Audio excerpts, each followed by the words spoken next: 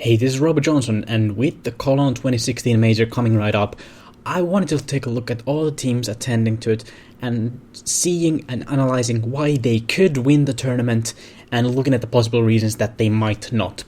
Let's start off with SK Gaming, former Luminosity.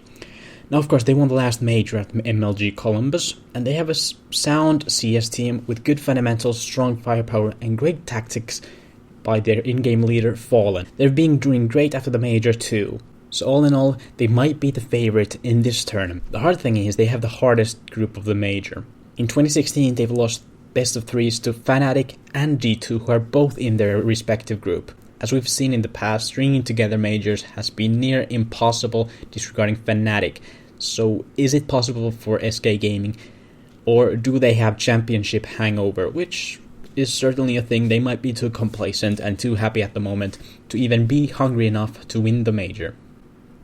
Astralis. They have a real strong lineup on paper with Kirby coming in for Cajun B. They can beat anyone. They're really good against the lower tier teams, and they can win the better teams too. The tough thing for them is that they haven't won any recent events.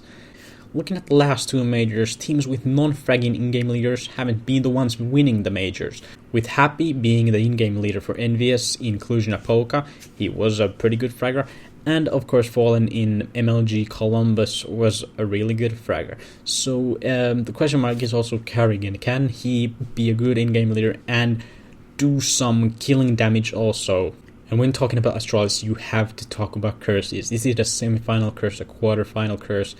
I don't know what curse it is, but they have some demons going on. And on the mental side, I don't know if they're strong enough to win a major. G2 is one of the most exciting teams to look at when coming into this major. They won ECS with some really strong teams. They beat SK Gaming there, or Luminosity.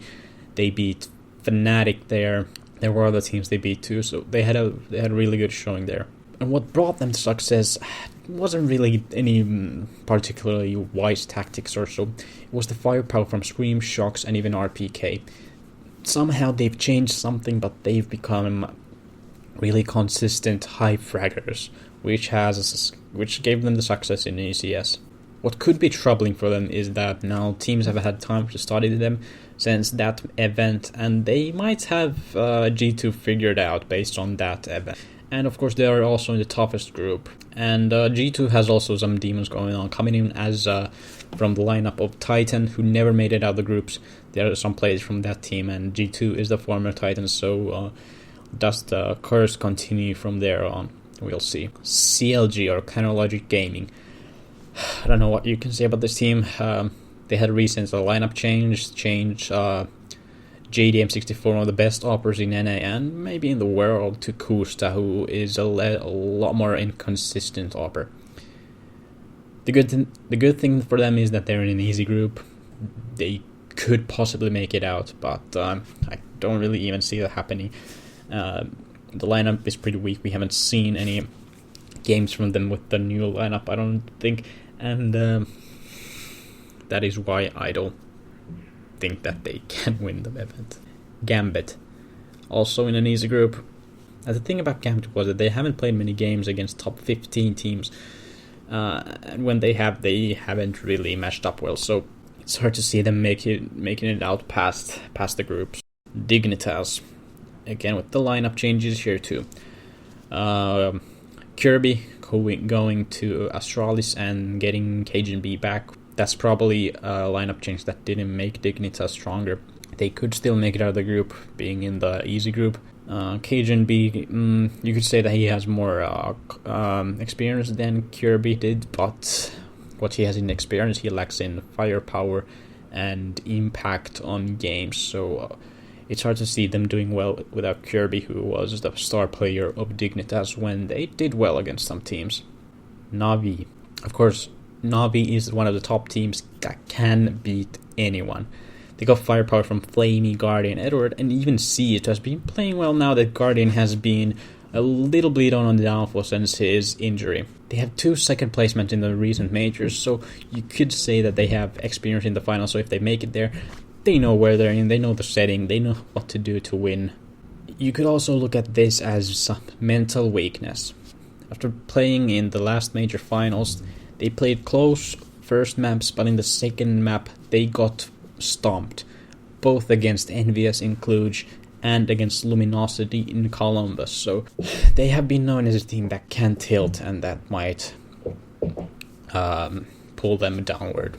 And as I mentioned before, Guardian hasn't been as strong as he was before the injury, so we'll see if he plays well in this major. NIP is a solid team with tactics, firepower, and a good coach. They might benefit from no one expecting much from them. Pith has been really good recently, and he is certainly elevating the team upwards. Threat will bring a lot of good tactics, and he might have some surprises brewing up in his little skull, and that could be trouble for other teams. Get needs to get back on form. In the last few LAN games, he has been close to abysmal. He needs to find his mojo back, and if he can be the best player in NIP and one of the best players in the world, and that is what NIP needs, in addition to the other players being good and having good tactics from Threat. Optic. Probably the good thing for Optic is that no one is expecting anything from them. And I could see them upsetting on a best of one, but not on a best of three. They're an experienced team. This will be probably a good experience from them. They're going to learn a lot, and these are the things you say to a team who is expected to lose. Flipside. They're playing in the group with Na'Vi, and Flipside can upset Na'Vi. We've seen that before. They're countrymen, they're good rivals, and that is probably the one silver lining for Flipside. Flipside always makes it to the majors, and I think that's almost enough for them. I don't see them going very far. Liquid is certainly one of the most exciting teams coming into the major again. They're NA super team with the strongest lineup from NA ever.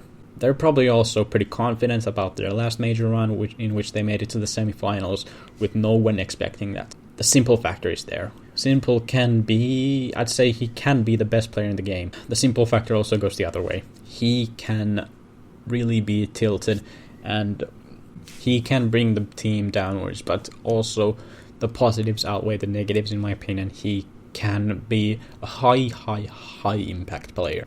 They also got JDM64 from CLG, who is a really solid sniper, and I think that will be really good for Liquid, and one of the elements that might make their run at the major a lot better than it would be without him. Despite all these things, Liquid is pretty hard to predict with all these lineup changes, and that could work in their favor too. The teams they're facing might not know what they're facing. Virtus.pro is one of the best LAN teams in the world. They're always a danger, and they've got the Snacks factor too. Snacks can be a really good player, and if he shows up, Virtus.pro can make it far.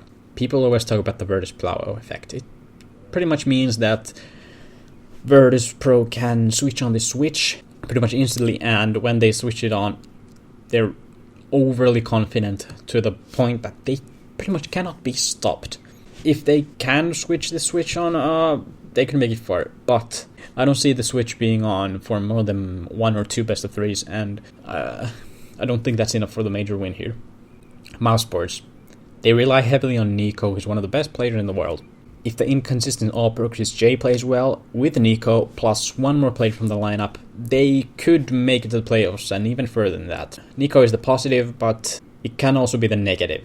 There's a heavy reliance on Nico, and if he plays an okay game, even an okay game, he doesn't even have to be bad. If he plays just okay, that might not be enough for Mousesports to win. The mental fortitude might be lacking, and we have seen some frustrations coming out of the players from Mousesports in the recent events, and that is certainly not a good mark. Envious. They went from winning Cluj to placing last in Columbus, and you would think that they are very hungry because of that. Devil is the new in-game leader for Envious, which could work. They say that practice is going real well, and they're really confident about their play. And that is scary about Envious. Envious doesn't really need tactics. If they feel good, Apex is playing well, Kenny is playing well, they can always make it right to the end of the tournament. The coin has also a flip side. NBS is a momentum-based team, so if they start playing bad, they might not be able to recover. Fnatic. Certainly one of the favorites for the major. They were probably the best CSGO team ever in the end of 2015 and in the beginning of 2016 with Dennis coming into the lineup. Since then, they've had some troubles. Olof getting injured didn't help them, and since coming back, Olof has been playing pretty good, but he hasn't been the best player in the world, which we have come to know him as. But still, Fnatic has amazing firepower. Flusha has been great in the recent majors, and Fnatic hasn't won a major in a year, which is a long time for Fnatic. They're certainly hungry again, they want to win, but the big question mark is Olof's form. FaZe. They have great players on paper. Kyoto Michael Elliott certainly made the team more consistent and just better. The hard thing for them is that they're in the hardest group. And also FaZe, as the team FaZe hasn't had middle lands, they're quite a question mark still. But with the firepower they got, they can upset anyone. But it's also possible that they might not make it out of the groups. Let me know what do you think about the major. Who do you think that will win?